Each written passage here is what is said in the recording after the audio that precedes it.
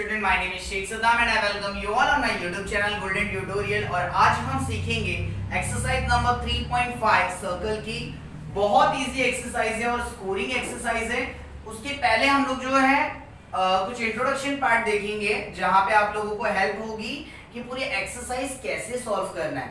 तो थ्योरम जो है वो इक्वल जो है मैंने अलग से कराया है। ओके, तो आप लोग जो है हमारे YouTube चैनल पे जाइए, प्लेलिस्ट में आपको सारे थ्योरम्स मिल जाएंगे। और यहाँ पे मैं जो आपको प्रॉपर्टी जो है वो कैसे यूज करना है वो मैं बताऊंगा। ओके, सो यहाँ पे जो है ये वाली प्रॉपर्टी यूज होगी, tangent secant segment theorem. Okay, ये थ्योरम जो है आपको एक्सरसाइज में नहीं मिलेगा, आपको हमारे प्लेलिस्ट में जाना होगा 10th स्टैंडर्ड की, वहां पे आपको सारे थ्योरम्स जो है वन बाय वन आपको मिल जाएंगे। यहाँ पे हम लोगों को सीखना है कि वो प्रॉपर्टी कैसे लेना है। तो आपको जो है टेंजेंट और सेकेंट। ओके, तो टेंजेंट किसको बोलते हैं पहले दिमाग में वो लेके आइए। टेंजेंट जो सर्कल के बाहर से, यहाँ से यहाँ से यहाँ से कहीं से भी जो बाहर से टच होके जा रही है, तो ये दोनों में से जो लाइन है वो कौन सी बाहर से टच हो रही है, तो ये टच हो रही है, तो उसका स्क्वायर आएगा। क्या आएगा? स्क्वायर। तो आर एस स्क्वायर, ये बाहर से टच हो रही है। अब जो अंदर से टच करके जा रही है उसको हम लोग सेकेंड बोलेंगे, जो कॉर्ड के साथ में एक्सटेंड होके टेंजेंट को ज्वाइन हुई है। ओके, सो ये R Q multiply by R P, ये ऐसा क्यों आएगा, R Q multiply by R P. Okay, तो R Q multiply by Q R क्यों नहीं, क्यू पी क्यों नहीं लिया? ओके, तो वो कॉर्ड में होता है। ओके, तो यहाँ पे क्या हो रहा है, ये जो सेकेंड है तो ये आर क्यू मतलब बाहर का, फिर ये जो कॉर्ड है ना वो नहीं लेना है आपको, ये पूरा लेंथ लेना है, R Q multiply by R P. Okay, तो ये होगी property of a tangent second segment theorem. अब यही सेम चीज जो है इसके अंदर external division of a chord से भी आप लोग बता सकते हो, या तो फिर ये क्या है सिर्फ सेकेंड है तो बाय सेकेंड प्रॉपर्टी। ओके, और we can write as external division of a chord. अब यहाँ पे देखो आप लोग जो है ये लाइन भी जो है वो बाहर टच नहीं हो रही है और ये लाइन भी जो है वो बाहर टच नहीं हो रही, बट ये क्या है, सीपी कॉर्ड है और AQ भी कॉर्ड है और ये दोनों बाहर ज्वाइन हो रहे हैं। ओके, तो ये external division of a cord होगा, बट हमें जो है सेकेंड की जो प्रॉपर्टी लेते हैं ठीक उसी तरीके से लेना है।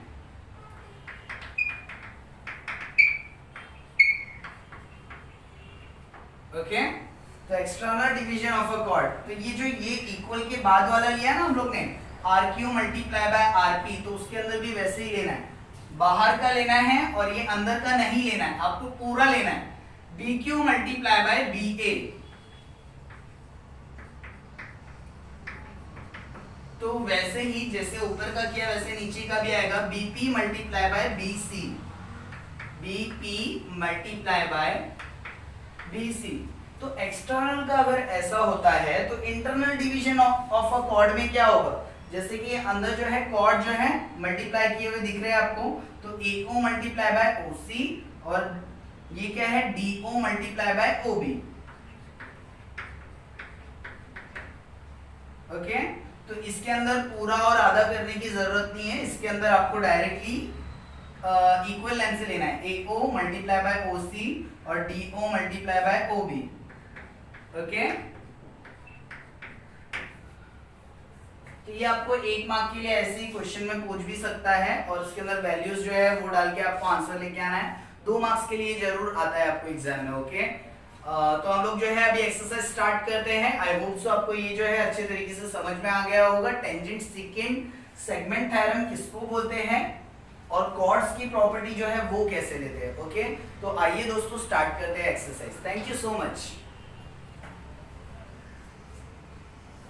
आई होप सो आप लोगों को जो प्रॉपर्टी है वो अच्छी तरीके से समझ में आ गई होगी। अब हम देखेंगे यहाँ पे क्वेश्चन नंबर 1। मैंने यहाँ पे क्वेश्चन लिखा है ताकि आप लोगों को समझ में आ जाए। ओके, सो रे PQ क्या है, यहाँ पे touch the circle eight a point Q। तो PQ यहाँ पे बाहर है और PRS क्या फॉर्म कर रहा है, टेंजेंट। इतना कॉर्ड होता है और ये बाहर जाके टेंजेंट को टच हो गया, तो ये this is not nothing but the second, SRP बोलो या फिर PRS बोलो, ओके। तो हम लोग इसके अंदर टेंजेंट सेकेंड जो है वो अप्लाई कर सकते हैं, ओके। तो यहाँ पे हम लोग लिखेंगे bye tangent second segment theorem, okay. तो टेंजेंट क्या है, उसका स्क्वायर लेना है, P से लेके Q तक के क्या हो जाएगा, स्क्वायर, टेंजेंट का स्क्वायर, और सेकेंड में हम लोग को बाहर का मल्टीप्लाई लेंगे फुल से, PR मल्टीप्लाई बाय PS, ठीक है। टेंजेंट सेकेंड थ्योरम लिखेंगे, और क्या लिखेंगे हम लोग, here PQ is a tangent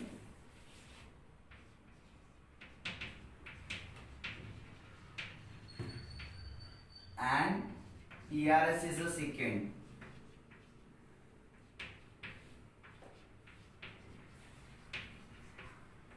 okay. और क्या लिखेंगे, ये लिखेंगे, ओके, कि मतलब बाय टेंजेंट सेकेंड थ्योरम जो है वो करे। तो यहाँ पे मैंने एरो बनाया, वहां पे वो भी आप लोग लिख देंगे, और या फिर स्टार्टिंग में भी लिखा तो भी चलेगा, ओके। सो PQ का वैल्यू क्या है हमारे पास 12, PR का वैल्यू क्या है हमारे पास 8, PS हमारे पास नहीं है, ओके। हम लोग को ये वैल्यूज दी थी, हम लोग ने लिख लिया। हम लोग को अभी PS भी फाइंड करना है, RS भी, तो E से लेके S तक के जो है हम लोगों को फाइंड करना है, जो हम लोगों को फॉर्मूले में मिल जाएगा। और RS हम लोग को कैसे मिलेगा, जब हमें पूरा वैल्यू मिल जाएगा कि कितना है, तो RP को हम लोग निकाल देंगे, तो हमें RS जो है वो इजीली मिल जाएगा। 12 12 का होता है 144, okay. PS will remain as it is, ये 8 मल्टीप्लाई में नीचे आके डिवाइड, so 8 1 जा 8, how much carry,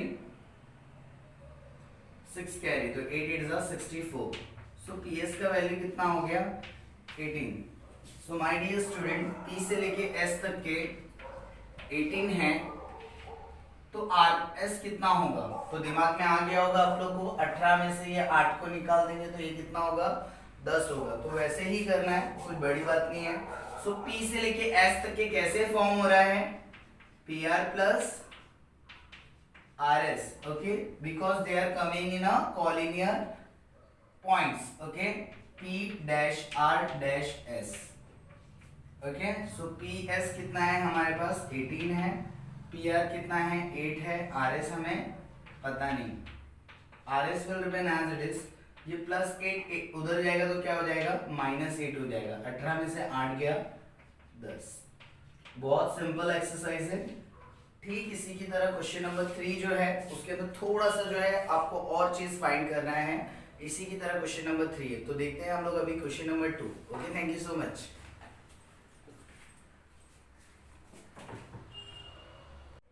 okay friends, question number 2 देखते हैं, जहां पे क्या दिया हुआ है, in a figure chord MN and RS are intersect at a point D। तो कॉर्ड MN और RS कहां पे इंटरसेक्ट कर रहे हैं, at point D, and we have the value of RD, DS and MD, okay, 15 4 और 8, और हमको फाइंड क्या करना है, DN। तो ये वाला क्वेश्चन बहुत इजी है। RD का वैल्यू कितना है 15, DS का वैल्यू 4 है, और MD हम लोगों को दिया हुआ है 8, और DN हमें फाइंड करना है। इसी का क्वेश्चन नंबर 2 भी है, जो हम लोग बाद में देखेंगे। अभी मैंने सिर्फ क्वेश्चन नंबर 2 का फर्स्ट अभी हम लोग सॉल्व करेंगे, ओके। सो आइए देखते हैं इसको कैसे सॉल्व करेंगे। तो हम लोगों को यहाँ पे क्या लेना है, कॉर्ड MN क्या है, MN जो है वो कैसे फॉर्म हो रहा है, तो MD और DN को मिला के हो रहा है, राइट। तो इसके बीच में मल्टीप्लीकेशन रहेंगे, ओके। और RS कैसे फॉर्म हो रहा है,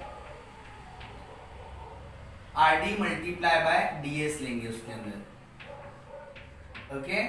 तो पता चल गया MN जो है वो कैसा लेंगे, MD multiply by DN, okay, MD multiply by DN and RD multiply by DS। तो ये क्या है, ये है प्रॉपर्टी ऑफ अ कॉर्ड, जो मैंने आपको स्टार्टिंग में बताया था, प्रॉपर्टी ऑफ कॉर्ड। और ये अंदर हो रही है, इसके लिए हम लोग इंटरनली डिवीजन लिख सकते हैं, अदरवाइज इतना भी चलेगा।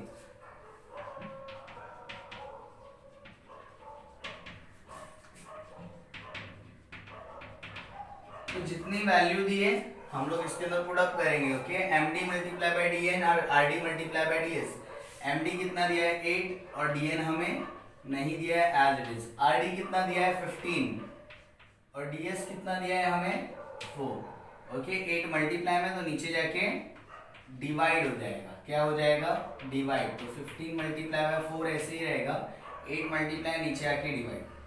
4 1 जा 4, 4 के टेबल में 8 कब आता है 4 2 जा 8। अभी 2 के टेबल में 15 डिवाइड करो, 15 को आधा करो तो कितना हो जाएगा 7.5। 2 1 जा 2 7 जा 14, 1 बचा 0 तो 10 मतलब 2 5 जा 10। ओके सो dn का वैल्यू क्या हो जाएगा 7.5।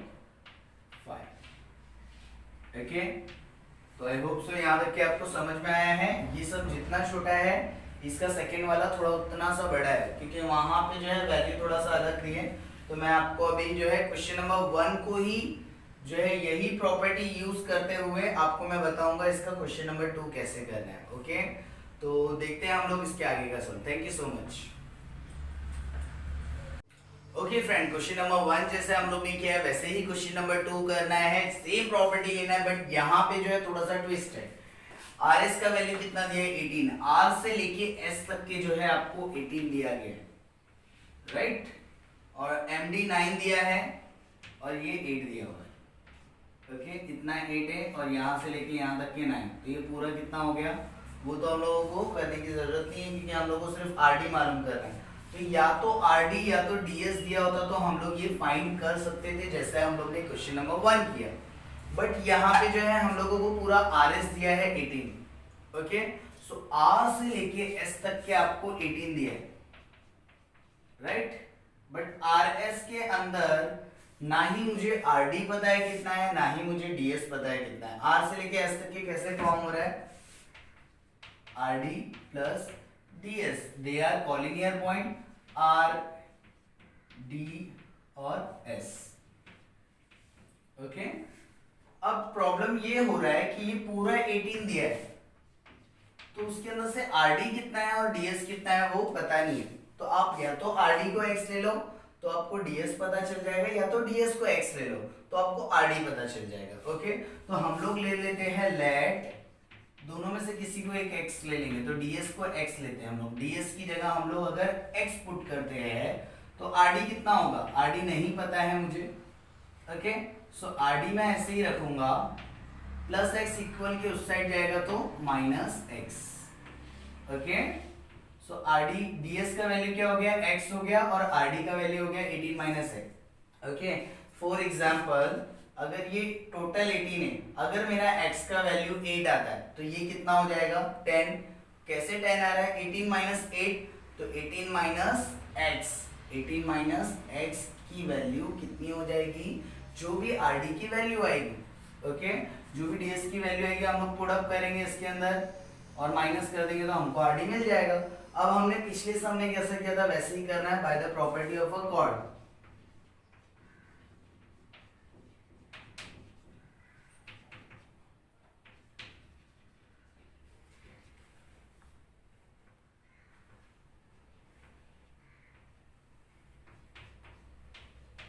Internally division. Okay so M D multiply by D N, M N जैसे फॉर्म हो रहा है जैसा लास्ट में हम लोग ने लिया था। So R D multiply by D S, M D कितना है 9 है और डी एन कितना है 8 है, और आर डी का वैल्यू देखो कितना है 18 माइनस एक्स, और डी एस का वैल्यू कितना लिया था हम लोग ने x। अगर अपने आरडी को x लिया होता तो यहाँ पे x आ जाता था और ds का वैल्यू 18 माइनस एक्स हो जाता था। ओके तो या तो x इंटू 18 माइनस एक्स आएगा या तो s आएगा। ओके तो बात तो एक ही हो जाएगी।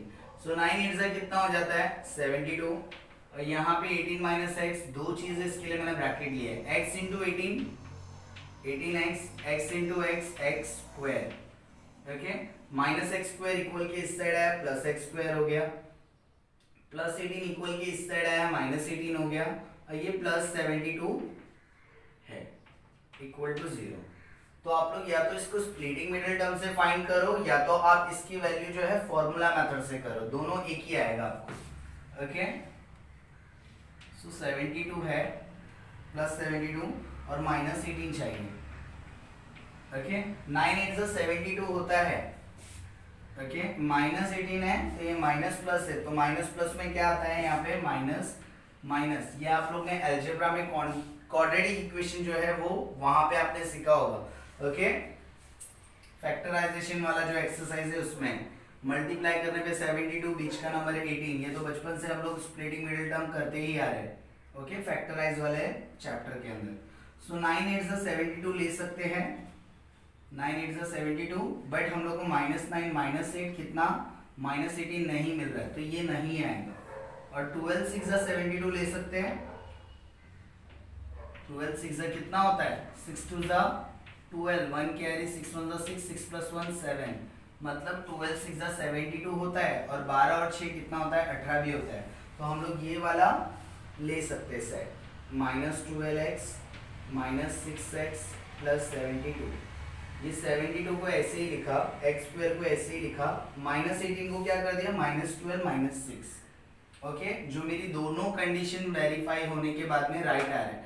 -12 × -6 कितना हो जाएगा +72, मल्टीप्लाई करने के टाइम पे अगर 12 6 करते हो तो 72 माइनस माइनस कट। ओके, ये कंडीशन सेटिस्फाई हुई। -12 -6 कितना हो रहा है -18 हो रहा है, तो ये भी कंडीशन सेटिस्फाई।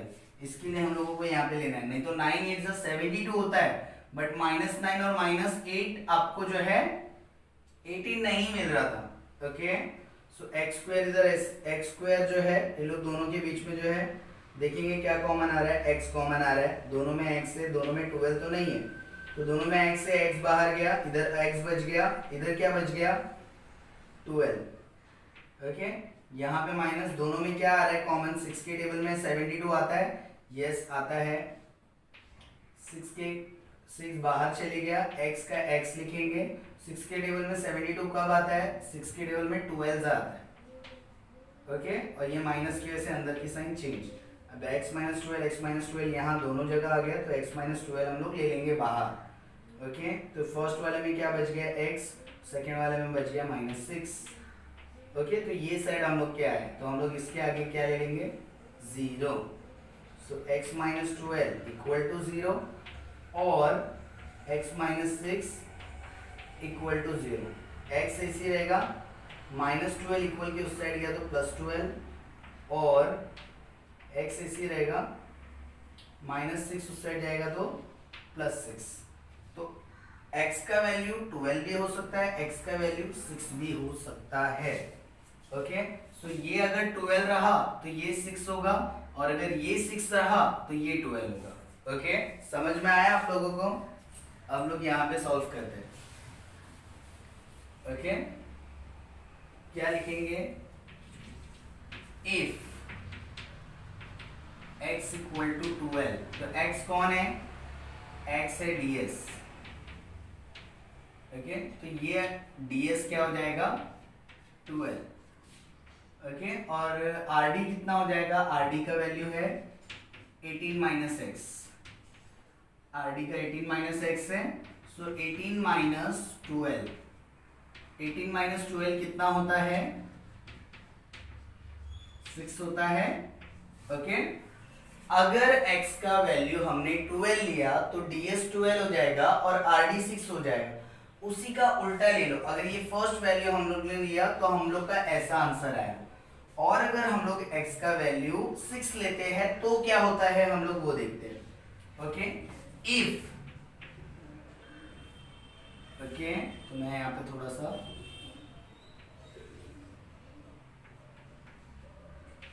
इफ x का वैल्यू हम लोग 6 लेते हैं तो हम लोग के पास में ds क्या दिया हुआ है x, तो जो कि ds का वैल्यू क्या हो जाता था 6, और rd कितना है 18 - x, सो 18 - 6 कितना हो जाता था 12। सिंपल क्वेश्चन है। ओके, तो आई होप सो यहाँ तक कि आपको समझ में आया होगा। 12 + 6 कितना हो रहा है 18, और 6 + 12 भी कितना हो रहा है 18। तो अगर ये 12 होता है तो ये 6 होगा, अगर ये 6 होता है तो ये 12 होगा। ओके, आई होप सो आपको यहाँ तक कि समझ में आया होगा। अब हम देखेंगे इसके बाद का sum. Thank you so much. Question number 1 की तरह क्वेश्चन नंबर 3 है। मैंने आपको बताया था कि क्वेश्चन नंबर 3 जो है क्वेश्चन नंबर 1 की तरह है, बट इसके अंदर जो है कुछ एडिशनल चीजें फाइंड करनी होगी। तो ये परपेंडिकुलर देख के आप लोग जो है समझ ही गए होंगे। तो आप लोगों को यहाँ पे डिसाइड करना है कि टेंजेंट कौन सी है। तो बाहर से कौन टच हो रहा है, ए बी टच हो रहा है, so A B is a tangent. Okay, A B is tangent. और सेकंड कौन फॉर्म कर रहा है, जो टेंजेंट को टच है, कौन टच है, ए सी डी, ये लाइन जो है वो टच हो रही है। So A C D is secant. Okay, so by tangent second segment theorem,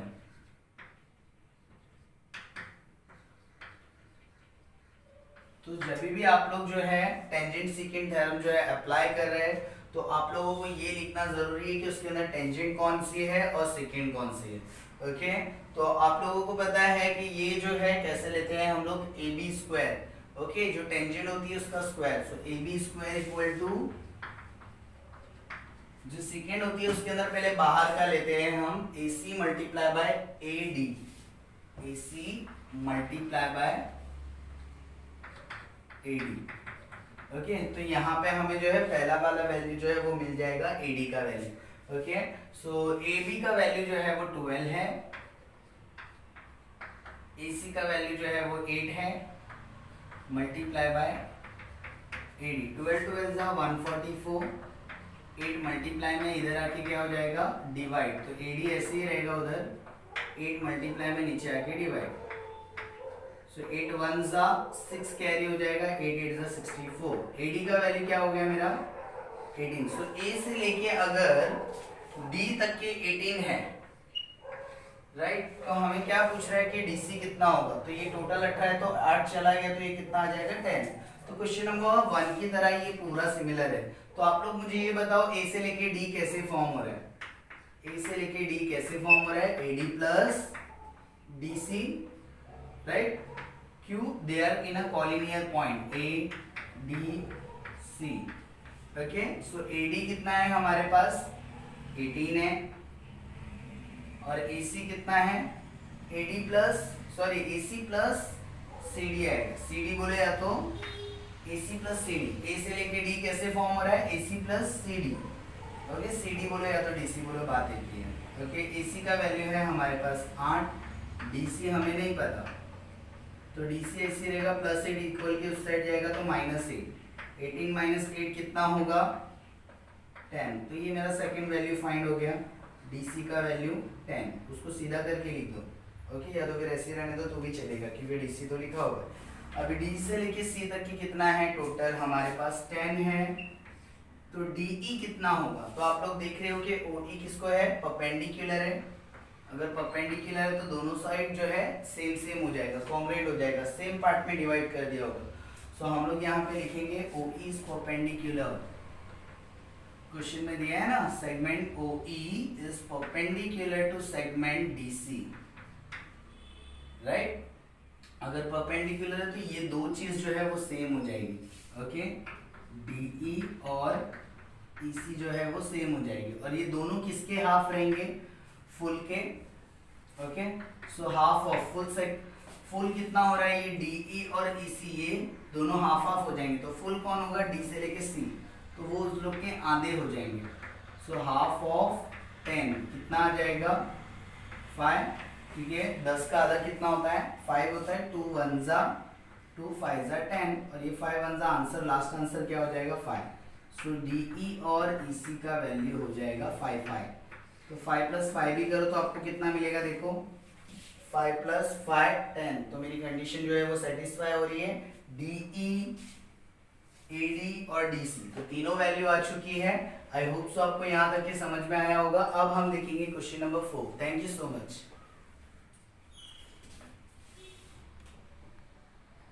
okay, question number 3 आप लोग ने देखा, अब हम देखेंगे क्वेश्चन नंबर 4। ओके, तो मैंने ऑलरेडी प्रॉपर्टी का नाम लिख चुका है। ओके, तो आप लोग यहाँ पे देख रहे हैं TS और SP जो है, यहाँ पे एक और लाइन नीचे भी आ गई है RQ और QP।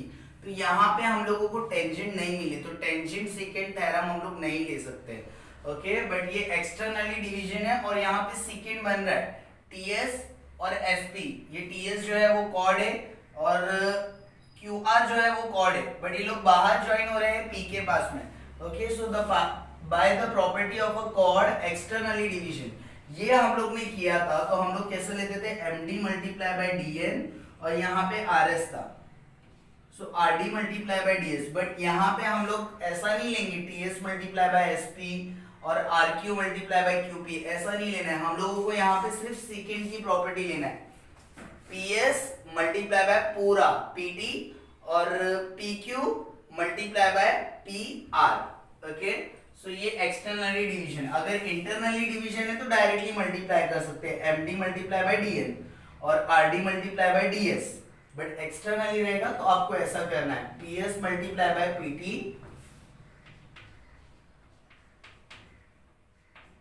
और नीचे वाला pq multiply by pr।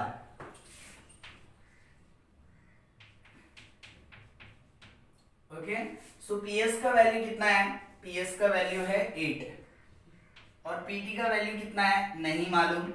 Okay, pq का वैल्यू कितना है 6 है और pr का वैल्यू कितना है, p से लेके r तक के ये 6 है और ये 10 है, तो पूरा कितना हो जाएगा 16। बट मुझे ये जो है सॉल्व करके वो भी बताना होगा।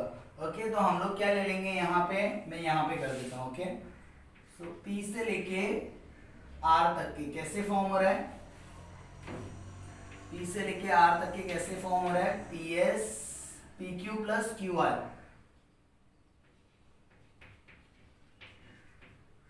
सो pr का वैल्यू क्या हो जाएगा मेरा 6 प्लस 10, 6 प्लस 10 16।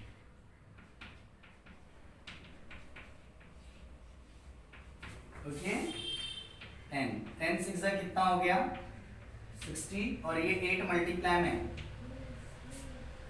सॉरी ये pr का वैल्यू कितना हो गया 16 हो गया, 10 प्लस 6 16 होता है। सो यहाँ पे 16 आएगा और 16 मल्टीप्लाई बाय 6 करेंगे तो कितना होगा, 6 6 36, 3 कैरी 6 1 6 6 3 9 96 हो जाएगा।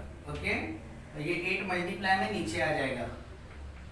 सो pt का वैल्यू कितना आएगा, 8 1 8 1 कैरी 16 हो गया, तो 8 2 16।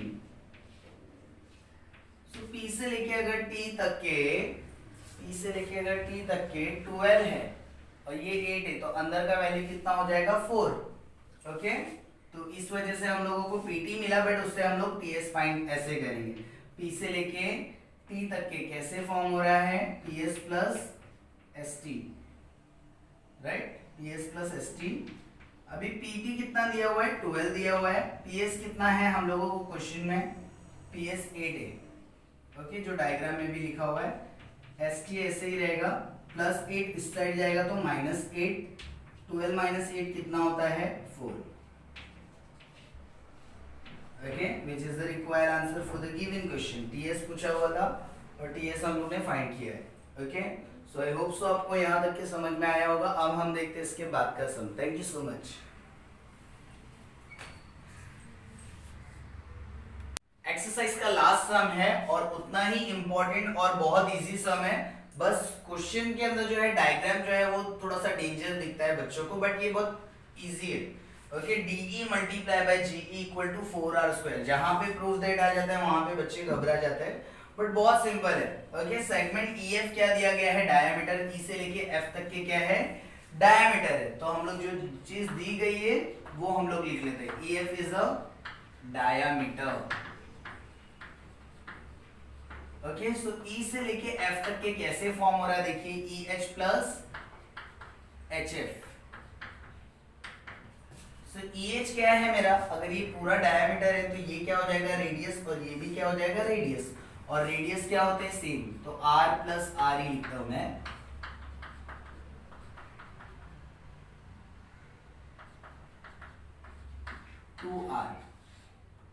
ओके, तो जो चीज दी गई है ना वो आपको फाइंड करना है। अभी इसके आगे क्या दिया गया है, segment DF is a tangent okay, से डी से लेके एफ तक के, तो जो सर्कल को टच होके जाती है उसको हम लोग क्या बोलते हैं, टेंजेंट। तो DF, segment DF is tangent. तो यहाँ पे सीकेंड मिल रही है क्या हम लोगों को, रेडियस क्या बोला है, आर, और प्रूफ करने के लिए बोला, तो हम लोगों को घबराना नहीं है। टेंजेंट हम लोग को दी है, हम लोगों को सीकेंड मिल रही है, तो यस मिल रही है, ये देखो कॉर्ड है और ये बाहर जाके ज्वाइन हो गया है। Okay, so E G D is a secant, E G, okay, E G and D is secant. So by tangent secant theorem हम लोग को एक और चीज मिल जाएगी, by tangent secant segment theorem. इसके हिसाब से हम लोग क्या लेते हैं, टेंजेंट का स्क्वायर लेते हैं और सीकेंड का हाफ और उसको पूरे से मल्टीप्लाई करते हैं। तो टेंजेंट कौन सी है, ये है कि ये है, तो टेंजेंट ये है जो बाहर से टच हो रही है, सो डीएफ स्क्वायर आ जाएगा। और सेकेंड में हम लोग क्या लेते हैं, पहले हाफ, तो DG multiply by DE. Okay,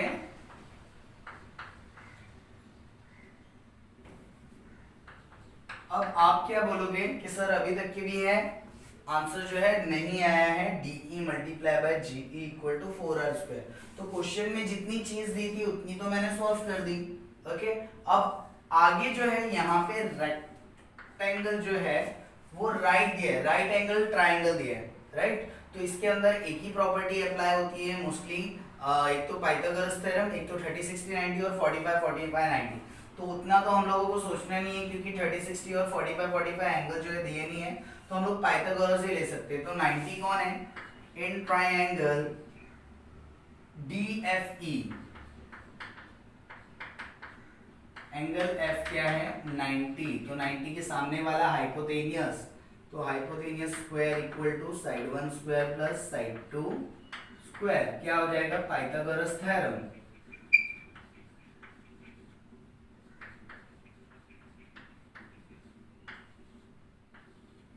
okay, so hypo कौन है, D से लेके E तक के,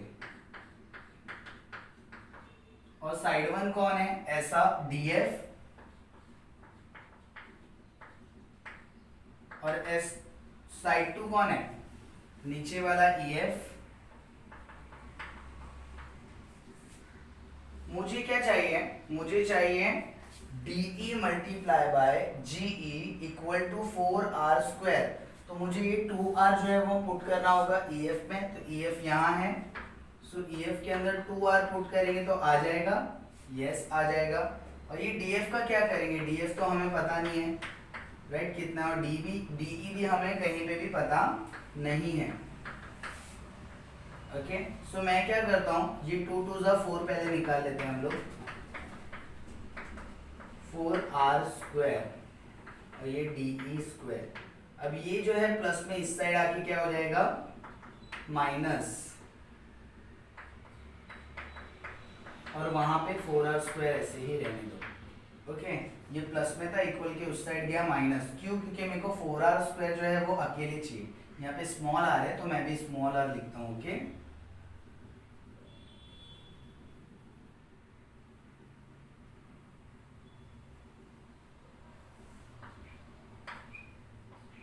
ओके, अभी भी मेरा आंसर नहीं आया है, बट मुझे क्या पता है कि यहाँ पे DF का वैल्यू क्या हो रहा है, DG मल्टीप्लाई बाय DE, तो DE² ऐसे ही रहेगा, और DF² में ही है, DF² जो है वो पूरा कितना है, DG मल्टीप्लाई बाय DE, तो उसको ब्रैकेट में लेके स्क्वायर में डालने की जरूरत नहीं है, DG multiply by DE।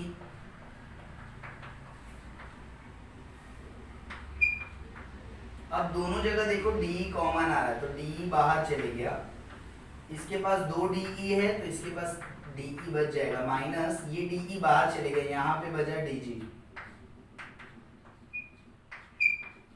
Okay, so DE का हम लोग DE ही लिखेंगे और 4r का 4r² ही लिखेंगे, but what about DE minus DG। So DE में से, D से लेके E में से DG जो है वो चला गया। ओके, DG जो है वो चला गया, तो क्या आएगा, डी से लेके ई में से डी जी चला गया तो बचेगा क्या, जी ई। ओके, तो यहाँ पे हम लोग जो है ब्रैकेट है, सो ब्रैकेट के अंदर क्या लिखेंगे, डी जी, और ब्रैकेट का मतलब क्या होता है, मल्टीप्लाई।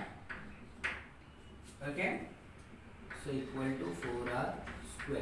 अब हम लोग ने यहाँ पे डी जी क्यों लिया, उसका आपको रीजन अगर सॉरी जी ई लेना है, वहां पे मुझे डी ई में से डी जी तो चला गया।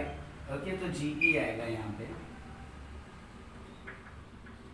ओके, और मल्टीप्लाई का मतलब जो है होता है ब्रैकेट। ओके, सो इसके लिए ब्रैकेट हटा के हम लोग ने मल्टीप्लाई लिया। अब आपने जी ई क्यों लिया है, तो अगर इसका रीजन लिखना है तो आपको इजीली ये सॉल्व करने आना चाहिए। तो डी से लेके ई तक की कैसे फॉर्म हो रहा है, डी जी प्लस जी ई।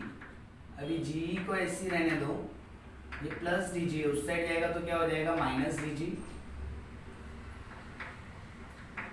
तो देखो जी ई की प्लेस पे क्या लिखो, D E minus D G लिखो, या तो इन लोग के प्लेस पे जी ई लिखो। Okay, D E minus D G कितना होता है, D E minus D G होता है जी ई।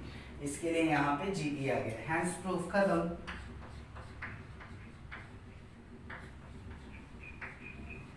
ओके, सो इतना ही पूछा गया था, तो हम लोग ने प्रूफ कर दिया है। सो आई होप सो आपको यहाँ तक के जो है सारा समझ में आया होगा। अगर नहीं समझ में आया होगा तो वीडियो को स्टॉप करके देखिए या फिर रिवाइंड करके पीछे से वापस से देखिए, और मैं जो भी बोल रहा हूँ उसको ध्यान से सुने तो आपको इंशाल्लाह समझ में आएगा। Okay, now the most important thing my dear student, ऐसे ही बहुत सारे जो है चैप्टर कंप्लीट किए गए हैं हमारे चैनल पे, तो आप लोग जो है वो भी कंप्लीट कर सकते हो। सिलेबस अपना जल्द से जल्द बोर्ड एग्जाम आने के पहले जो है वो आप लोग कंप्लीट कर लीजिए। ओके, और अपने फ्रेंड्स और अपने रिलेटिव्स को जो है शेयर करना ना भूले।